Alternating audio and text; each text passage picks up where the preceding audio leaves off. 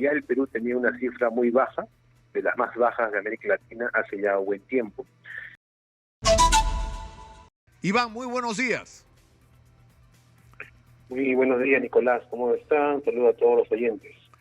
¿Qué significa esto, Iván? Que hay una especie de frustración sobre lo que han sido estas décadas. Sí, es una combinación de factores. Lo primero, hay que entender que ya el Perú tenía una cifra muy baja, de las más bajas de América Latina hace ya un buen tiempo, porque desde el 2016, 2017, ¿no? Se produce una caída importante en la satisfacción de la democracia en el Perú, que nunca fue muy alta, ¿no? Pero la caída ya no llegó a niveles pues que fueron a 12, 11%, y ahora, en esta ocasión, esa cifra ha caído a solo 8% de peruanos que consideran que la democracia es satisfactoria, ¿no?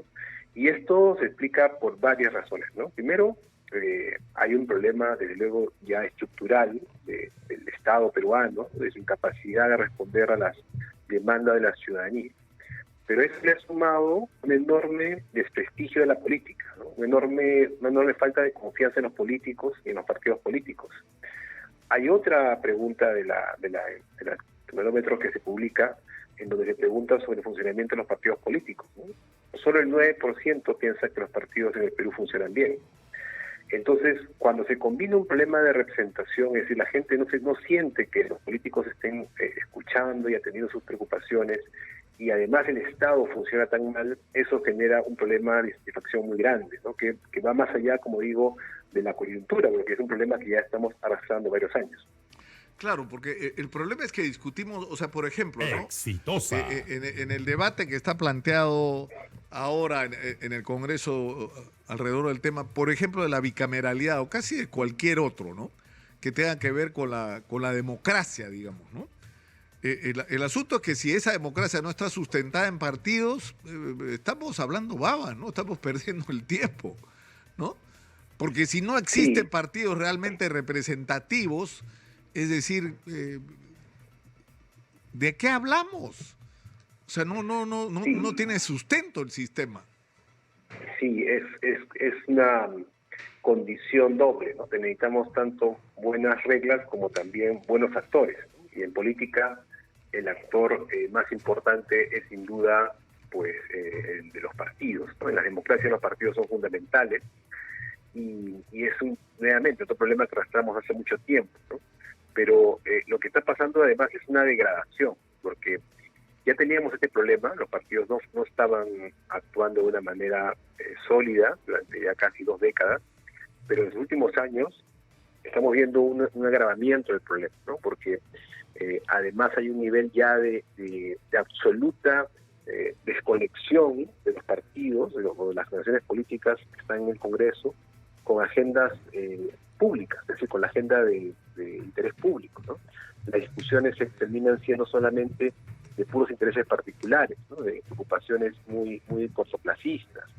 Y eso explica, por ejemplo, que en la conformación de una mesa directiva ya no importe el programa, no importe la ideología, no importe los lineamientos de qué hacer con el país, sino simplemente los votos y a ver cómo logramos repartir posiciones, ¿no?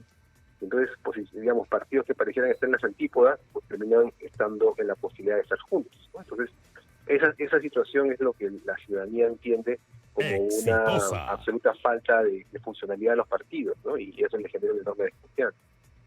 Claro, porque, es decir, por ejemplo, se plantea el debate constitucional, ¿no? La necesidad de una nueva constitución, dice un sector de la izquierda, ¿no? Que sería la tarea prioritaria.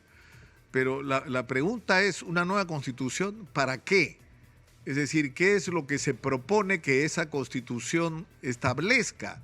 ¿Cuál es el proyecto nacional que se propone? ¿Cuáles son los planes que hay? ¿Cuál es el país que se proyecta? Y eso es lo que no hay, Iván. O sea, lo que falta en el Perú es precisamente son ideas, ¿no? Sí, ideas y organizaciones que las sostengan, ¿no? Porque, digamos, en las campañas escuchamos propuestas, ¿no? Pero luego no hay ninguna organización capaz de convertirlas en realidad, ¿no? Entonces, eso también genera mucha frustración de la gente, porque hay muchas promesas y luego cuando ya está en el puesto, sea en el Congreso, en el gobierno, difícilmente se logran cumplir y peor aún, muchas veces se va inclusive en línea contraria a lo prometido, ¿no? Entonces, es una situación que no hace bien a ningún país, en particular a ninguna democracia. Pero esto, Iván, ¿qué significa? Que posturas autoritarias podrían tener acogida. O sea, si en el Perú surgiera un liderazgo autoritario, digamos algo así como Bukele en El Salvador, o más grave que eso incluso, aunque esas posibilidades parecen estar cerradas, un golpe de Estado donde venga un militar y diga, bueno, vamos a hacer lo que la democracia ha fracasado, ¿no? Y vamos a hacer nosotros lo que los partidos corruptos, desacreditados, ¿no? No han podido hacer. Sí, hay varios escenarios, ¿no? Un escenario es el que describe, ¿no? De hecho, la tolerancia con los golpes de Estado del Perú es relativamente alta, muy alta para la región.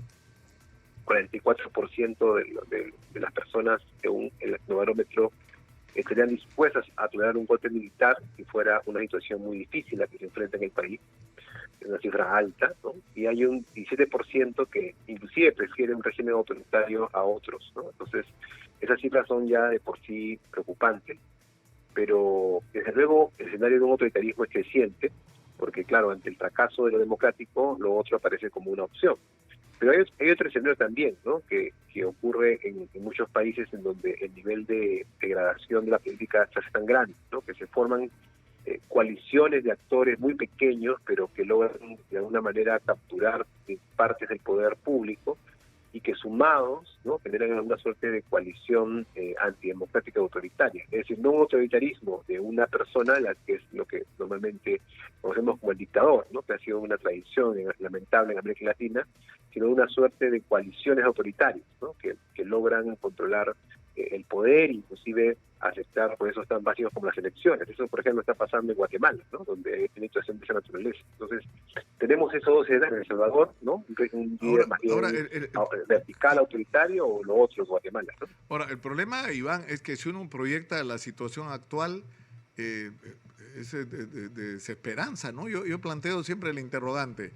Es decir, tú le preguntas a la gente si preferiría que adelanten las elecciones y todas las encuestas coinciden en que la inmensa mayoría quisiera que se vayan todos y que se adelanten las elecciones. Pero la pregunta ya, ¿y después de las elecciones qué? O sea, ¿en quién podemos creer? ¿En quién podemos depositar nuestra confianza, nuestras expectativas, nuestras ilusiones? Y no hay una respuesta. O sea, no hay es una buena discusión esa, ¿no? Mira, en situaciones de crisis tan serias, ¿no? Uno de los problemas que también ocurre es la absoluta ausencia de liderazgos fuertes. Es lo que nos está pasando también a nosotros. Es decir, en otros escenarios también de crisis en el pasado, a pesar de todos los problemas, existían voces, ¿no? Actores con la capacidad de convocatoria. Entonces, no general, pero sí por lo menos una parte importante de la ciudadanía, ¿no? Entonces, eso permitía organizar cualquier salida, por ejemplo, de la crisis. Pero eso no existe en este momento, ¿no? Entonces, una posibilidad, digámoslo, considerando la realidad, ¿no? Es que por lo menos los grupos con una mejor capacidad, no importa el signo, no importa si a la izquierda o a la derecha, pero logren formar al menos coaliciones mínimas, ¿no? Que sean capaces de ofrecer un esfuerzo de conjunto antes de las elecciones, ¿no? Porque lo que ha pasado ahora es recientemente una fragmentación enorme, ¿no? del voto, y eso ya de por sí genera muchos problemas. Entonces, por lo menos si hubieran grupos con la capacidad de generar coaliciones, articularse, y de esa manera ir de una manera más ordenada a las elecciones, ya ganaremos bastante, ¿no? Pero creo que los liderazgos no se pueden crear tampoco de la nada, ¿no? Esto necesita tiempo. Entonces, si ocurriera un escenario así, me parece que es el único camino que ayudaría a mitigar los efectos negativos que estamos viendo en estos últimos años. Iván, te agradezco mucho por esta conversación, ha sido muy gentil. Iván La Negra, secretario de la Asociación Civil Transparencia, ha estado con nosotros. Muchas gracias, muy buenos días.